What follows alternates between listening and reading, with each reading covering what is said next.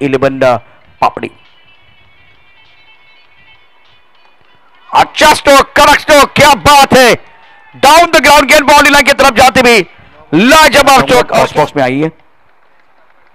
Ganesh ji Kakar on set पर अच्छा stroke, gap में खेलते हुए टाइमिंग बढ़िया, खिलाड़ी बाउंड्री पर तैनात है। खराब फील्डिंग, गेंद बाउंड्री की तरफ 4 रन। फील्डर ने दिया मौका और बल्लेबाज गोलंदाजी स्ट्रेंथ आहे पापडीकडे, ती दाखवण्याचा प्रयत्न पापडी संघ करतोय, परंतु पुढे सरसावून खेळ आहे। चेंडूला वाईडिश लॉंगनच्या डोक्यावर 21 वरती पोहोचलाय या षटकात।